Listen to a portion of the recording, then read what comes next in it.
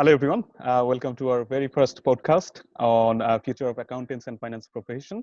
And I have with me two very special guests, Mark Wolf and Hugh Walsh. They're not only my ex-colleagues, but they're my very good friends. So I invited them to talk about the future of accountants and finance profession. Mark is working in an audit practice, and Hugh is working in a consulting company. So I hope they both will be able to provide you some insights from their industry, like how the COVID has changed the industry practice and how it's going to be, preparing for the future. So over to you, Mark. First, introduce yourself to the audience, and maybe you could tell us something about your education experience and how COVID has impacted your industry. Sure thing, Arif. Thanks for having me here. So my name is Mark. I work as an audit senior, an experienced audit senior in a kind of smaller firm. I would have gone to college in Trinity and done business in Spanish, and then gone on to do the ACA qualification. That's where I met Arif and Hugh here. And we all trained in Deloitte for 3.5 years, and went and did all the exams together. So, and then I decided I wanted to continue doing kind of the audit area, but I'm kind of looking maybe to go into more of the industry later. So I'm looking forward to hearing your thoughts on what you guys do day to day, but more so that I'm in a smaller role, so we more susceptibility to smaller clients compared to Deloitte now with the larger clients they would have had in the public companies. So that's me. I guess with my language experience, it kind of comes in handy with some of the foreign audits we might have, or people you work with who might be Spanish or come from Latin America or even Brazil. So that's handy enough as well. Thanks, Arif. Very good. Thanks, Mark. And over to you, Hugh. Yes. Well, I started my accounting training down in Carlow IT. I suppose I got my degree in accounting from Carlow IT is what I should be saying. I did 4 years down there. I was lucky enough that through the IT, I was actually able to get a number of exemptions for the Cap 1 exams. After I got my degree, I moved up to Dublin and started in Deloitte. That's where I met these fine gentlemen here. And yeah, did my exams and went through a few firms. I went through 2 firms and and one merger. So I had a very interesting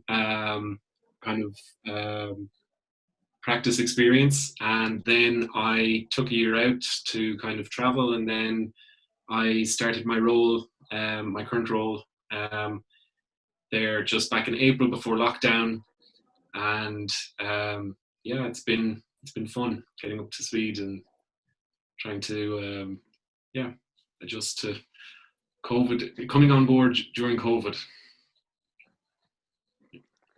Thanks, guys. That was a very nice and sweet introduction, and thank you so much for that. So COVID, as you said, it's a much talked topic at the moment all over the world. It not only has impacted the life, but also impacted, the way we used to work and the way the industry used to, perform, and the way industry used to behave. So, we three are from different industries. I'm from banking, and you yourself, you are from consulting now, right? Mm-hmm. So I'll start with Mark, that how COVID has impacted the way those audit firms used to work and how they are working now, and what kind of strategies, like the industry, you don't have to be specific to your firm, but overall the industry, like how they're adapting with the changed scenario. Yeah, for legal purposes, I can't name our firm, but we'll just go with just a general. So I come from kind of, obviously with Deloitte, we would have done, big companies we would have audited, and you're doing little samples and a lot of controls testing. So just to give a bit of background, before COVID, what we do in our small firm is it's kind of single audit. So that you'd have me, the kind of senior, as kind of looking over the whole audit. So it's kind of good. It's good autonomy. So you're in charge of everything from planning, substantive, all the way to completion, and even filing and tax and everything, literally everything. So I kind of like it like that. But what's happened with COVID now, obviously, is since kind of March, kind of went slowly, but now we're looking at the last few months is we can't go on audit site, so everything is done remotely. We're all obviously working from home as well. So it's really changed a lot. In a way, it's been kind of good and bad. But good in terms of we definitely more online. I mean, before we were we would do kind of a hard copy file as well as, you know, having, you know, working papers on Excel and Word and everything. So we've really migrated to a more kind of online form, which is great because it saves a lot more time. You know, you're not printing, you're not scanning, you're not literally kind of handwriting on audits and stuff like that. But it does require a lot from the client more to kind of send you stuff, you know, via emails and everything like that. But I think it's been okay, actually. You know, I think I'm more efficient with my work, and I don't see. I know we were talking before. You guys kind of do a lot of overtime. I haven't been doing any overtime. My hours are kind of 9 to 6, so I haven't been going, you know, past them or before really at all. Maybe once or twice. If anything, I've, you know, a bit more time to kind of look at more things over, be more in detail, not as have to be more rushed with the audits and everything. Going forward, I'm not sure what's going to happen then, because obviously I think this year will be okay in terms of audits not going on client side, because, you know, that's part of the audit is, you know, the client sees you there and he talks to you and everything. So it's not really the same if you're not there. I didn't think it was going to go on this long like everyone thought, and it's probably going on for a bit longer. So maybe from January onwards, I'm sure we're talking, you know, FY19 audits, they're kind of going to be done remotely. I'm not sure about FY 2020, what's going to happen. Will I even be there? I'm not sure. But it's definitely interesting going forward. And we have learned a lot. And I think the clients, especially themselves, have had to do a lot more than the likes of ourselves. You don't have, you don't, remember you'd have like maybe a week or two to do an audit. Now you're kind of, because you're not on site, you don't have that pressure. It's good and it's bad. So you can have a bit more time to do them, but also it can drag on. So I'd have audits now that I started even back in April, you know, I'm still kind of going at the client for little things I stand in. So it can drag on. So, you know, good and bad, pros and cons. Right. So overall experience point of view, you are saying that it brought more efficiency, the way you used to work. Yeah. And I believe that there are going to be change which are coming on to the audit practice, because, you know, many of the companies had to shut down their business. Some have been affected financially. So there will be a lot of impact on going concern, on audit reporting, and so many things. Yes. So how, as an auditor, you are getting ready for those sort of technical, you know, complexities that you'll be seeing in the audit files? Yeah, so actually, Fatad, yeah, we've been adding, obviously, the going concern note is a huge one, and the post-balance sheet events note is huge. Obviously, Exactly. it can't be overstated in terms of that COVID being obvious. I remember talking to my partner, I think it was only 2 weeks ago, and I said, you know, we have a company that's involved in actually the paints industry. So they did really well during lockdown. Their accounts up until July there are brilliant, because everyone was painting during lockdown, so their sales went through the roof. But I said, do we still have to put in, you know, post balance sheet events, because they're better, they don't have a going concern, there's no issue. And it's like, no, we need to put that in anyway, because even though it's so obvious, like everyone knows COVID, you just still have to put it in, just to even say, oh yeah, they're still doing well, and we've looked at, you know, the 12 months up until they're going to be financially viable. But yeah, a lot of our companies, then you kind of have the other side. A lot of our companies would be like the hotel, our clients would be in the hotel industry, and they were shut down for like 3-4 months. They're only kind of opening back up recently. And yeah, going forward, I'm not sure. A lot of them are in groups, so I think they'll be okay. But if they were to be individuals, you know, individual companies or the likes, yeah, you'd want to be in big trouble. It's kind of tough. What I had one client say to me, and I definitely can't name this, and I asked him for a 12-month cash flow from June to next June. And he said, well, basically, Mark, like, what do you want me to do? I've no bleep clue about what's going to happen in 12 months' time. He says, all I know is I've got enough money for 3 months, and we'll see from there. So, you know, saying that to the auditor is I was like, you don't have to be that honest, you know. So, but anyway, it's kind of taking each month by month, week by week. It's tough. No one knows what's going on. We're in such unprecedented times at the moment that. I was just going to say, it's very funny that, like, you'll have some businesses that will definitely suffer during times of COVID, and then like other businesses that you'll have that they'll just blow Exactly. up. Like I was before I started my role, I was actually interviewing there for a tech company, and they do like a two-factor authentication. Yeah. And they were in the interview. They were even talking about it, because they were just like some things will definitely, you know, like the taxi apps, things like that. They'll quieten down. People won't be traveling. Other things like Netflix, that'll go through the roof. People are going to be sitting at home watching Netflix, and we'll definitely have Zooms. more. Absolutely, and Yeah, Zoom. Yeah, Zoom, that's what I Zoom was is What about to we're device. on say. right now. Zoom, Skype, those kind of softwares. Yeah. They become a You have huge winners and success. losers. Yeah. Yeah, this is a Exactly. gym. Okay, so coming to Hugh, obviously we'll get back to Mark again. So Hugh, you are in the consulting practice. So now, Yes. tell us something that how the role of consultants has, modified or adapted with the Yes. COVID scenario, because we know that uh, clients or the businesses needs consultant to be working with them. Sometimes we can see that most of the times consultant will be on site, they'll be working closely with the client, but now you can only meet them virtually, right? So how you Yes. guys have adapted that model? Yeah, I think the first thing for consulting firms would be that, when this happened, I think a lot of companies, that, they didn't really have too much option to, some companies had to move everybody virtually, and that was probably one of the first uh, things that consultants would be kind of showing their clients that they can do. Like a number of clients would be surprised at how easy it was to transition to a virtual workspace, and how it was easier than they would have originally thought. Our own our own firm here, they transitioned.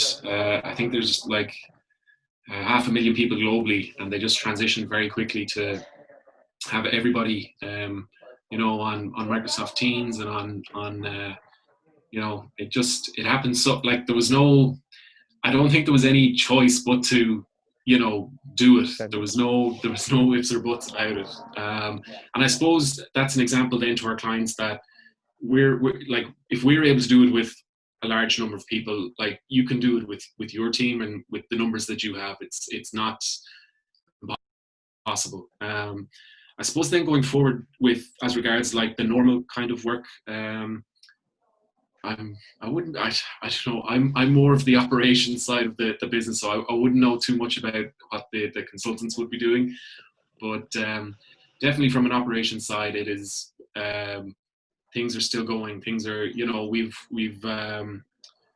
transitioned things to different, instead of having, like things like clubs and societies, we have like we've transitioned to more virtual programs and virtual, initiatives, which is good to, like it's good to still have these things going during lockdown. I mean, Exactly. Yeah. it's tough enough, but you need to have something to keep you, other than work, to keep you focused and keep you on the straight and narrow.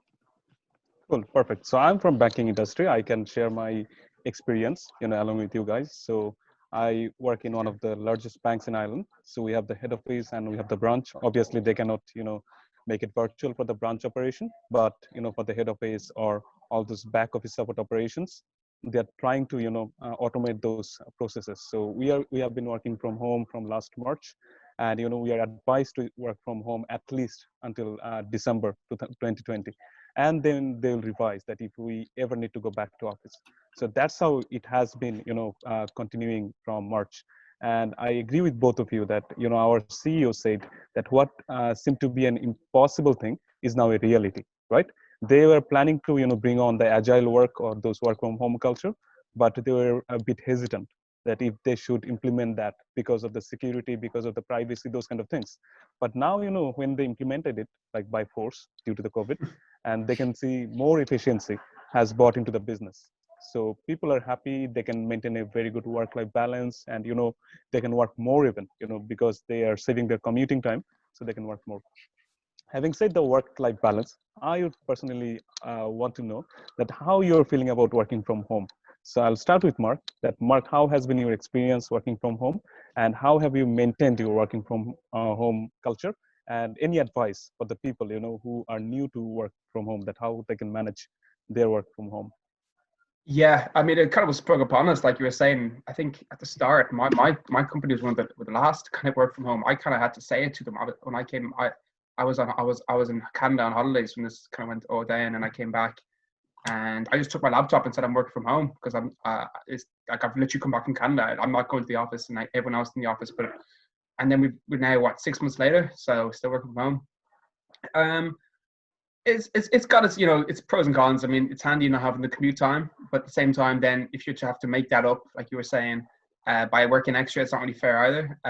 I think having a space that's not in your bedroom is a huge plus. If you're not working, at least if you can diversify your work from your leisure time. I'm looking to have that here. I kind of just work behind me here on the kind of the living room table. I'm lucky myself that my other apartment roommates kind of fled, and then I kind of came back. So it's been grand enough with myself. But if there was the three of us in here on that table, it'd be pretty tough. So I do appreciate that a lot of people are like that, and maybe work from home, they're not liking it at all. And some people work with kids, they want to go back to the office to get some peace.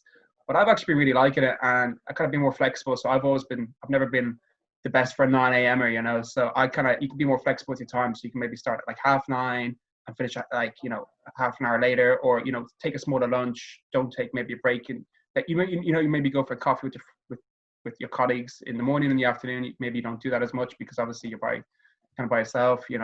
Doing so. It's different. I think you got to be definitely more flexible when you work from home. You're not just there and then, but that works both ways. So no one can kind of come up to your desk out of nowhere without you realizing and be like, yeah, I need to do this. I need this to be done by close of business today. Whereas more now, it's like they'll email you and you kind of have more time to email or call. Depends how urgent it is. So if it's an email, you can take your time to respond, even get to the next day or something. But I think in the future, this would definitely affect. I think everyone's just saying it. People will work from home at least a couple of days a week. I think, depend with or without the virus. Obviously, with the virus, if people need to go in, you need to go in and get stuff. You might have to go in a certain day or time. And even after all this goes, touch wood here, that it'd be nice to have like a Monday or Friday, work from home. A lot of companies were doing it before, and I think more companies do it now because they can see that they can trust their employees, that they're going to do the work. Because after 6 months, if they don't trust us, what do they think we're going to do? It's like, as long as the work's getting done, I guess that's the main thing. There obviously are people, and I know some people who do take the piss and aren't working their hours, but I think that as long as the work gets done, I mean, if you're more efficient working from home, I mean, why not? If you can work better, why? You don't have to put on a suit. I'm normally a suit. We in our firm where we wear ties. So it's nice not having to wear that every day. I am probably getting a bit too used to it now, though. I wouldn't mind kind of going back to the office maybe in the next month. 6 months out is a long time. By the time we go back, it'll be weird nearly. Just even have your own desk and not. There is that sense of where is my work station and where is me just watching TV, because it is the same room I work and watch. So it's like, I don't know what's going to happen. What do you think, you? I was going to say, it's definitely changed. I know people say working from home, but some people view it as living in the office now. I think actually before I started, the finance guys, they used to do at least 1 day a week from home anyway. So I think they were kind of we didn't have any issues transitioning to the working from home, but I don't know. I guess starting a job, when you start a job and I did the interview in the office and then I haven't been in since, so it's kind of difficult to You only know virtual remote. You've never been to your new office. I'm just unnamed big corporation that we cannot name for legal purpose. Yeah. I'm just I would, I do miss that kind of the office atmosphere and kind of being in for your, I'm probably a little bit different from Mark. I'm more start at 9 and finish it at 5:30. I'm very kind of regimented when it comes to my start times and my finish times. Now if there's work that needs to be done, like Mark says, you get it done, and there's you can just you can take time off then, it's flexible. There is flexibility with it as well. Like say if you're working 2 or 3 hours overtime one night, you can finish up early then on a Friday, that there's nothing going on. It is like Mark said, I'm looking forward to getting back to the office, even just to meet the rest of the team face to face rather than just on Yeah. Microsoft Teams. Get some friends in Exactly. your work office as well, maybe. At least. Well, this is it. Like you don't realize the working relationships that you build up, Yeah. like just through physically being in the same office as people. Like it is difficult to kind of, get a read on people and see how people operate when you're all working from home virtually. Yeah, it's less of like, say, like, you might go stop by someone's desk and just like you knock something off them. Like you might think you're doing, there's less of that. I think there's no like, can you just have a quick look at this for like 30 seconds kind of thing.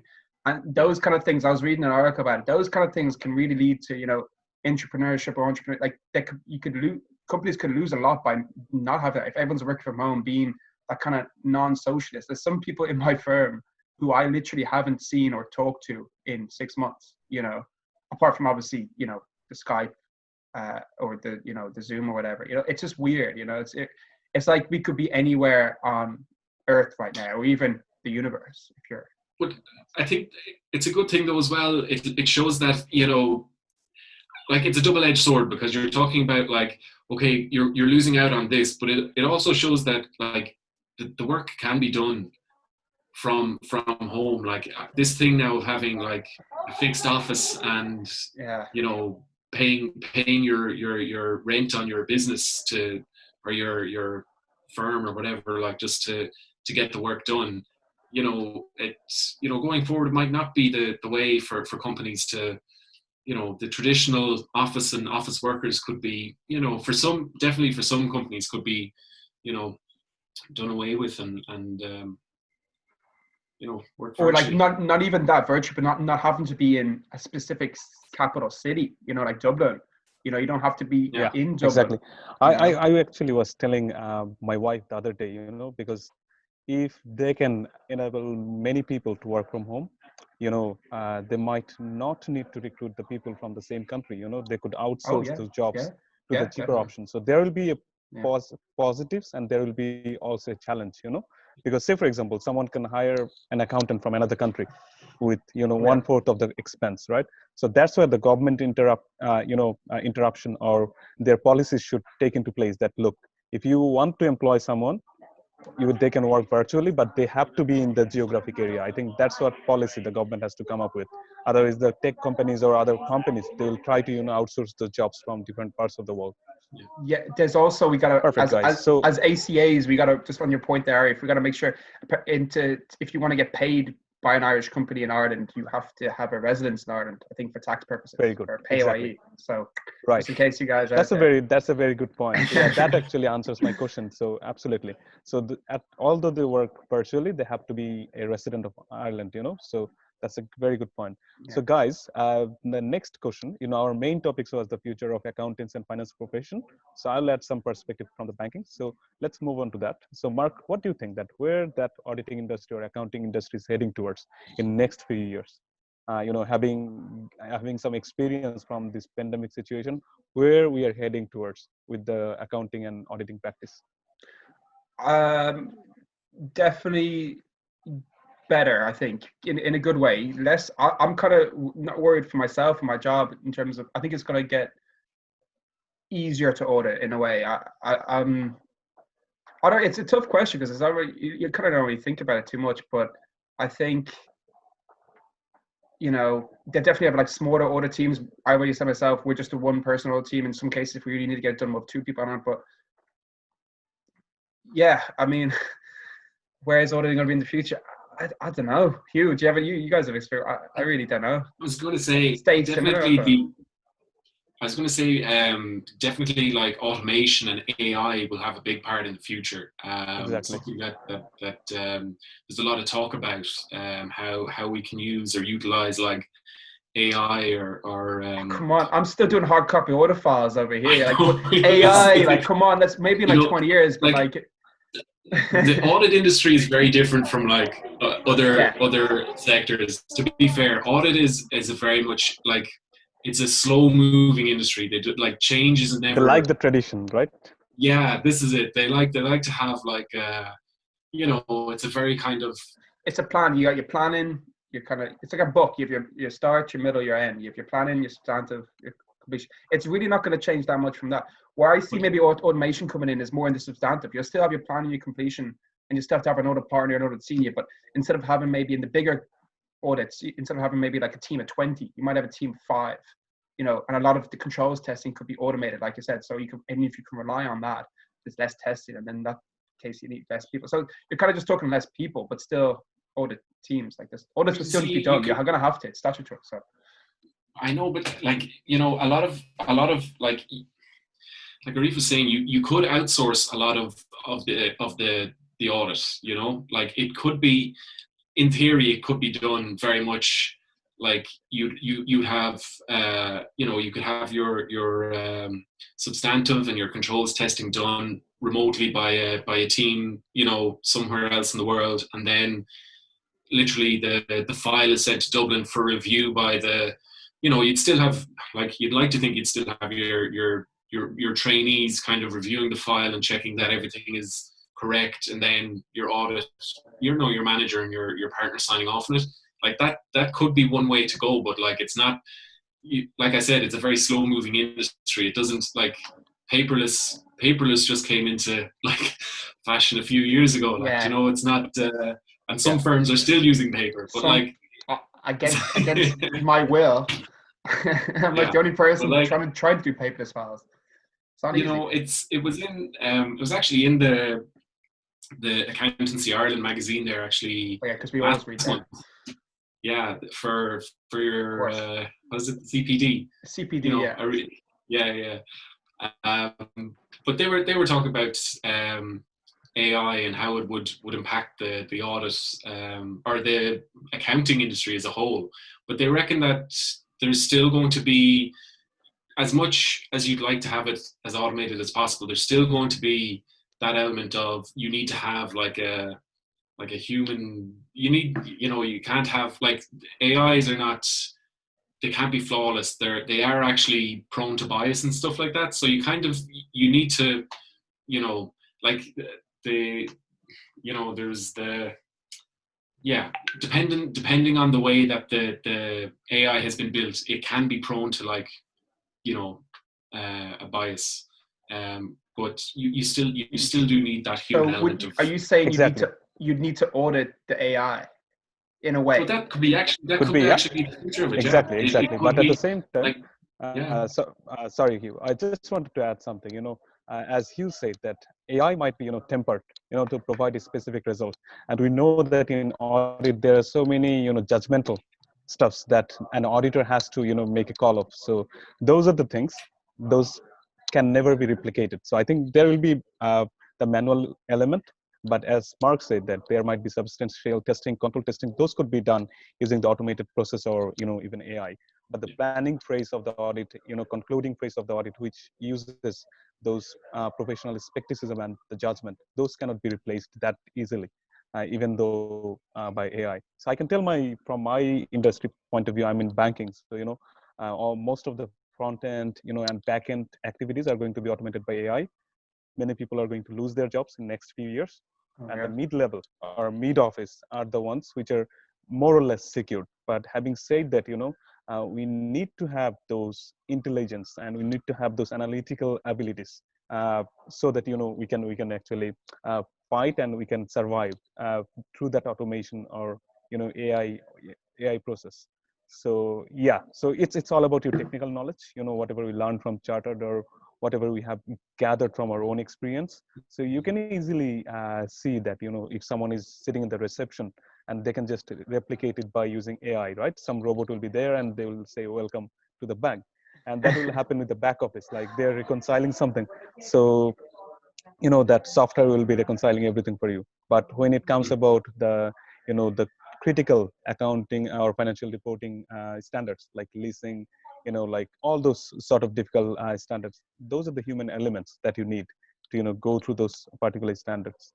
Yes, I think automation will come in the banking industry. If I talk about those three industries, banking, consulting, and auditing, I think banking will be the most impacted one through AI or automation. So over to you, Hugh. So what do you think, your industry, consulting industry, how AI or automation will impact the consulting industry? Well, I guess, like, definitely it's a selling point for companies because it, it has such a broad, like you could apply it to anything really, and it's kind of the job of the consultants to kind of prove or show the where the benefit, the cost benefit of AI would be, or where the hold on, I'm trying to think here now. What am I trying to say? Put on the spot. Yeah, I know. It's not easy. It's not easy. No, just you think of it there. I was going to say to Arif, because obviously you're in banking yourself, but you are an financial accountant more so. Do you think obviously audit kind of follows the same way as accounting? It's basically just checking. So if the auditors are going to be automated, by that logic, accountants have to be automated then as well. What do you think? Yeah. There Yeah, definitely exactly. there definitely is a move to kind of Like bank automate reconciliations and stuff like that. Like that could easily. I'm sure you like could. You could have. there's a move definitely to kind of move away from the kind of the nitty gritty kind of manual postings and things like that. Definitely, you're trying to kind of focus more on like high level things that add value to the company that you're trying to focus on, rather than like taking a bash and trying to, like you say, reconcile stuff. You could be there, and it could take you forever to look at something and get something to reconcile, and it trying to find the AI difference. just be like 2 minutes. like it's done. But the future of consulting would definitely be like showing the value of future technologies, and trying to show clients this is it can only improve your business, streamline your business using technology or AI. Even like I was going to say, Arif, there, like it wasn't too long ago that they were, these kind of in the banks, the front of the bank, you have like, there's no tellers anymore at the bank. It's just a machine that you know, if you have a check to lodge or you have cash, like, it takes it off you, no problem. Like that's an example, I suppose, of kind of AI being utilized to change the front of the face of the bank, because now, like now you walk into a bank and I suppose as well you could look even further and say that the future of cash, like a lot of people are using, like I can't even remember the last time I took money out of the ATM, because you use your phone, or you use your card, and it's exactly. Something I think maybe.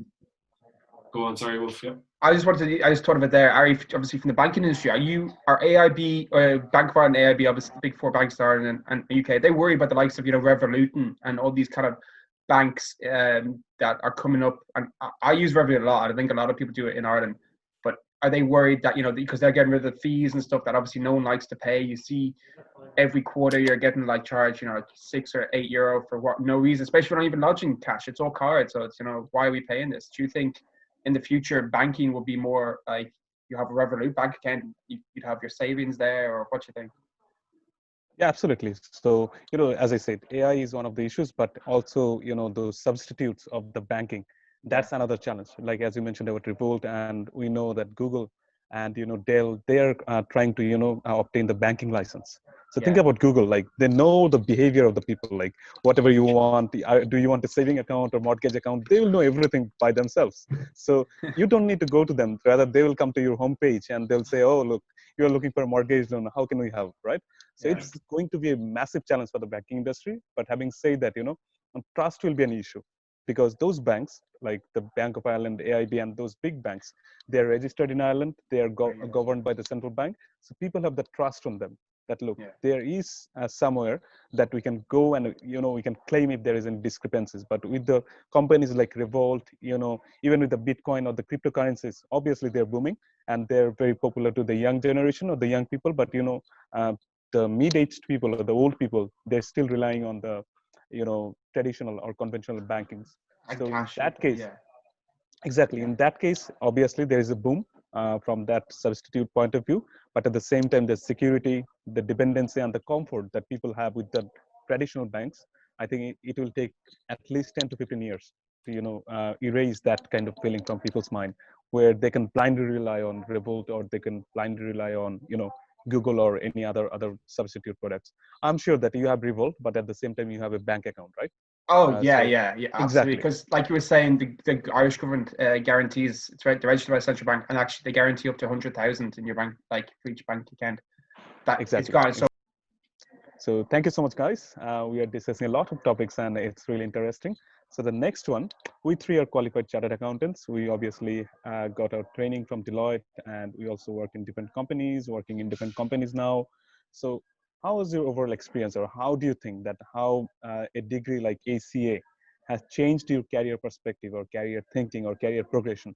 If you could tell something about your own experience and how a person should, prepare himself or herself to be a chartered accountant in Ireland.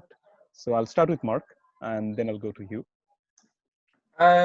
so are we talking like any age, or kind of people kind of coming out from school, college kind of time? Just so I get a bit of a, what are we thinking about, Harry? Are you talking just in general, or?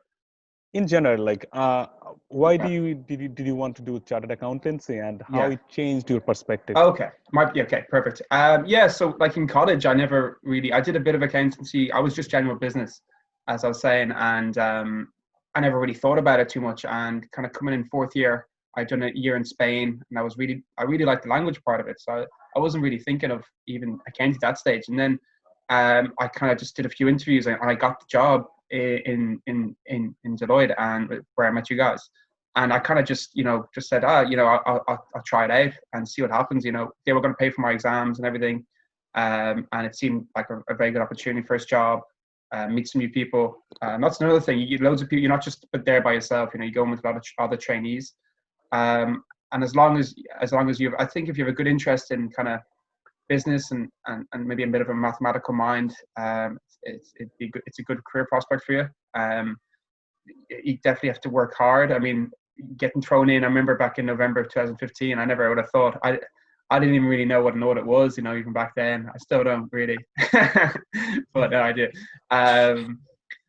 But I think it's been a great career progression. It really sets you up well. If you can make it out of for us, it was 3.5 years. If you have a master's, I think it's just 3 years. And you can do all, like we did exams every summer. It was, level 1 was in May, I think, of 16. Then level 2 was June, I think, of 17. June. And then 2 years ago in 18, summer of 18, August, about 2 years to the day August. today, the level 3, the FAEs, and just every year it's just like kind of more hurdles. So it's like you just gotta improve every single year on top of working kind of 9 to 5 as well. But the work kind of complements the study as well. So I always say, if you can survive first year, you can definitely do the whole thing. It's kind of like college. If you can do your first year and you like it and get through it, there's definitely ups and downs like anything. I mean, there's been times where you kind of nearly want to throw in the towel. But I think you can stick it out. Definitely, you're set up for life pretty much, especially ACA. Whether it's ACCA or CIMA, there's a lot of different accounting bodies you can go with. I think ours was the hardest because you had to pass every set of exams to get to the next level. It's like kind of a game. So whereas like ACCA, you can kind of do 1 or 2 exams at a time. So at your own leisure. So I think yes, it was good. Be prepared to work hard because it's a lot of weekends gone, and evenings, and a lot of your summer spent studying. But then you get to reap the rewards later on. So it's kind of tough sell, I guess. It's like, okay, after your 6 years to get your secondary school, your 3 to 4 years for your college degree, and then it's like, okay, you're gonna need to do another 3 years for your kind of, I guess, a post grad kind of thing. But I think you get what you put in. I mean, like if you're on the same boat with your friends, and you're like, so on the times when everyone's studying, all the other people are studying. So it's not like other people are really having fun either. So it's kind of, and then you have fun when they're having fun, like after the exams or results nights and stuff like that. So you get what you get. You give what you get, But Perfect. I think You? Yes, yeah. I'll stop you there, Mark. Sorry, I was going to go for 20 minutes. Yeah, so I suppose my journey to becoming a chartered accountant is a little bit different than most people. I originally, when I finished my school education, I started to study science, and it took me a while to realize that science was not for me. So I quit college and I went home and I started to work in a hotel. And after 1 year of working in the hotel, I said, it was physically demanding. So I was like, okay, I need to go back. I need to get something with my name on it, a degree Yeah. to progress. So I went back and I did initially a general business course. But I think within like maybe the first 6 weeks, I just said, I just liked accounting. It was very, you know, it's very kind of straightforward, and if you understand the rules of it, it's not definitely in college it wasn't an issue. The like when I suppose then yeah when I started with the cap, so I got the exemptions. It's some people find it better to get exemptions in college. I know Trinity, they don't give cap one exemptions, Well, I was whereas away for third year as well, so which is yeah, very surprising for a prestigious such a college. prestigious college. But I think Yeah, it's all when right. you weigh it up, like Carlo IT is it's a very very it has its own charms. Carlo IT. It's a very Oh yeah, well, look, I got all my Cap 1 exemptions oh from no, Carlo IT, so less exams going into your when you start your professional career. Um, like Mark said, it's a lot of hard work, a lot of weekends given up. You can, but you meet some of the best people when you're there. Like you're in it together. You genuinely meet some of the best people, and you are, to this day, like we still stay in contact, and you you um Exactly. you make great friends along the way. A lot of hard work, and Yeah. you can it's doable. If I can do it, anybody can. yeah. Yeah, I think I, exactly. And I just want to add with you both, like, we have a very strong network now. Like in Deloitte, we got trained with, I think, almost how many people, Mark? There are 50 people in our department, and there are yeah, almost another 50 people in another department. So you see, those 100 people are working in different industries, different companies in Ireland, right? So, if whenever you think of, contacting someone from that particular industry or from that company, you get to see people around, right? So that's what was the beauty of a training program. And I think chartered accountancy, the degree ACA qualification, gives you the flexibility, gives you the prestige, and also gives you the competency to go and work in any of the industries. So I work in bank. We three were from consumer business and technology department, right, in Deloitte. We yeah, used to audit those technology companies, normal consumer business companies. But in Bank of Ireland, I work in most of the core finance teams, financial services team, and that's yeah, basically the treasury team, like where I didn't have any experience at all. So I also said that on the interview that, look, if you recruit me or if there is anyone from financial service, he will obviously do better than me in the beginning. But if I get trained, I'll do really well. So I think that's the courage we got from working from the Big Four or from Deloitte, that, yeah, can do attitude. That's what we actually learned from Deloitte.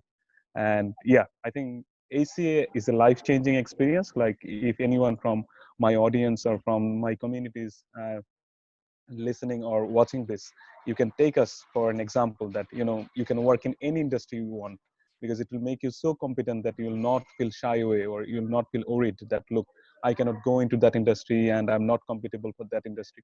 It makes you prepared for any sort of industries or any sort of companies. So yeah, thank you guys. And now another interesting question. Many of the people from Bangladesh, especially the young generation from different universities, from different colleges, they try to follow me. I'm not a very big person, but still, like I'm in Ireland. I came a long way from Bangladesh, and they are in touch with me. Like they want to know about Ireland. There are not too much of awareness about Ireland in Bangladesh. they still think UK as, Ireland as part of the UK. Some of the people, interestingly. So I I get that need a to lot. explain them that look, there are many companies like Accenture, Google, Microsoft, Facebook. There's so many companies, American companies. EU headquarters is in Ireland, and the industry like financial services, accountancy, or consulting, they have huge demand, right, for competent people. So tell us something from your industry, like Mark.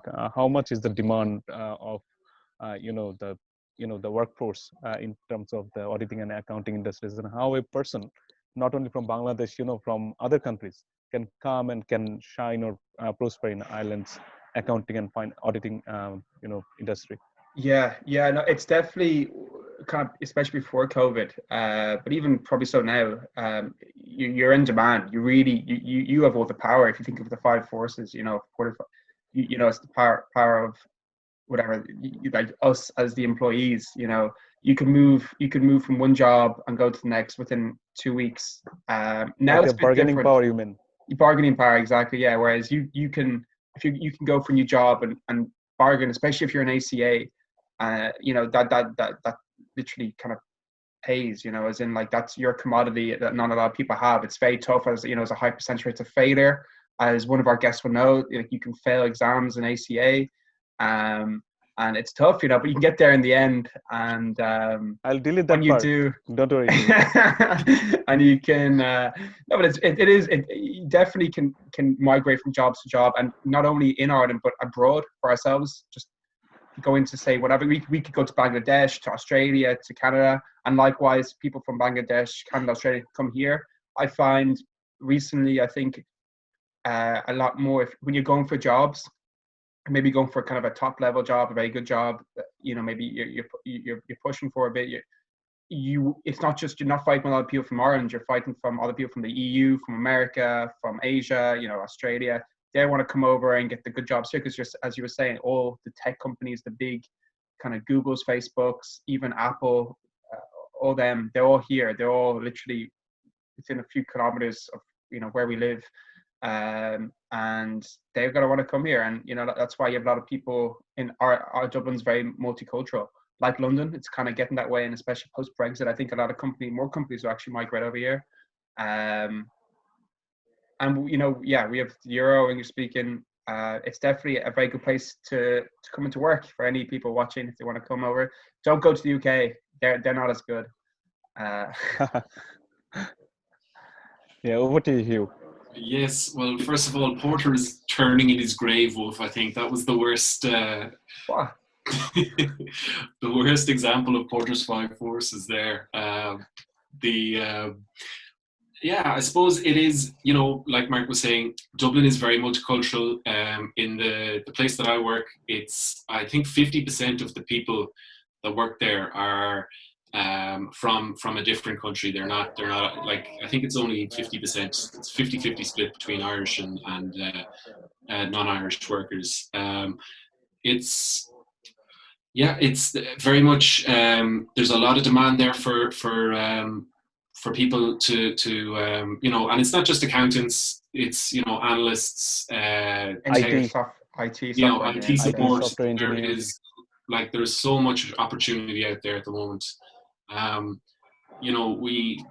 whole thing of Ireland's corporate tax rate is at 12.5, and that attracts a lot of large multinational companies here to Ireland, to But it's set up not. their headquarters and take advantage of that. I It's not just suppose, that, though. I mean, the skilled workforce in English speaking is huge as exactly. well. Yeah.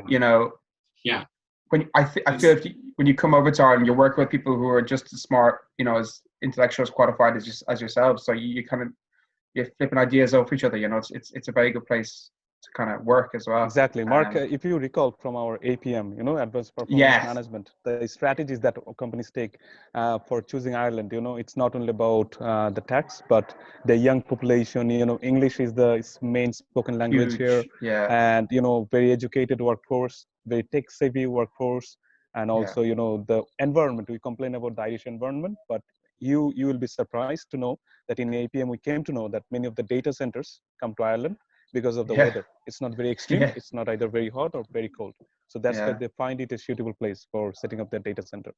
It's always raining here though, Reef. So I don't know if people don't like the rain. Don't come to Ireland. Yeah, but you get used to it. So yeah, Get I think an we have umbrella. come Invest in a very good umbrella. That's my advice. exactly. And thank you so much, guys. Like we have Oh. come a long way, and it was a Yeah. very good conversation. I'm really glad that you guys joined me. Any last thing you want to say about Bangladesh, or if you know about Bangladesh, you want to say something to the audience, or if you even don't know about Bangladesh that much, if you want to say something, you can say. I'll start with Mark. I know the capital is Dhaka, so I guess is that where the big universities are, where people kind of would they have the equivalent of like accounting and finance degrees? Is that University of Dhaka? The universities are all over the country, but in Dhaka there will be many public universities and private universities. Where did you go in Bangladesh yourself? I went to one of the universities in Bangladesh, which is in Dhaka. Yeah. I guess it really depends. Yeah, if you're into, I think if you're unsure and you kind of did a business degree, I think accounting is very good. I know a lot. Even if you did engineering or anything, we had a lot of people in our year. I remember one of the girls did what's that one where you dig up the fossils? What archaeology and who's that? Can't name names. I'll tell you that. All right, okay. One of the ones in with myself and Arif knows she is. But so basically, whatever domain you come from, I think ACA is if you're unsure or if you do know exactly what to do, if you want to do okay, then it's definitely for you. I don't think you regret it once you go in. It doesn't have that high a dropout rate. Where in our experience, I don't think only small percentage. So most people do follow through with it. And if you don't, you've gained experience anyway. So if you can make it in, definitely go for it. Yeah, and it helps with. I mean, Ari's English has improved so much. He's basically fluent. He's completely fluent now. It's like he's an Irish citizen. So his English is better than ours sometimes. Yeah. So there's heaps.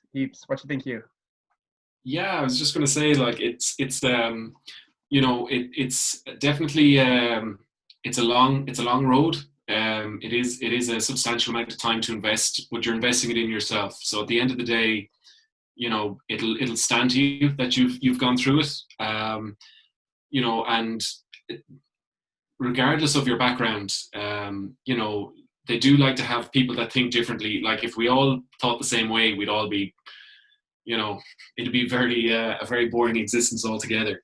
Yeah. But different thinkers and people from different backgrounds it's a welcome thing within companies.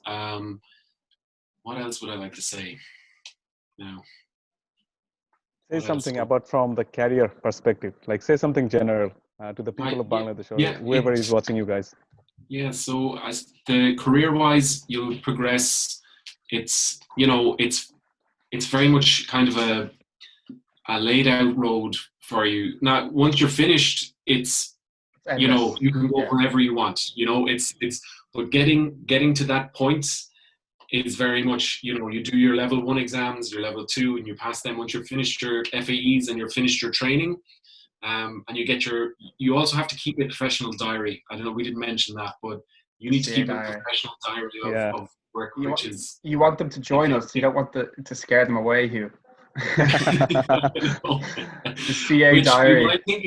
You might think it's a very easy thing to maintain, but at the end of your contract, it can cause a bit of a panic. But once you have your qualified, any and all routes are open to you. It's very much Arif was saying, it gives you confidence to go out, and you might not know exactly what the role might entail, but you've proven already. You've done 3.5 years or 3 years. I can learn this. I can do this. It's not it's an international thing. Yeah, you get a lot of respect as well. I think if you're going for a job interview like you're saying with Arif, they saw you were ACA. They didn't see, this guy's never worked in financial services. They knew they may be taking a slight risk, but they knew that, okay, after talking to you, once this guy gets the hang of things, we train him right. Because a lot of companies don't train you right, and that's really the issue there. It's communication. They train you right, but then you'll be fine, and you'll excel in that way. So yeah, it's definitely get like a lot of respect in terms of you did the 3 years or 3.5 years.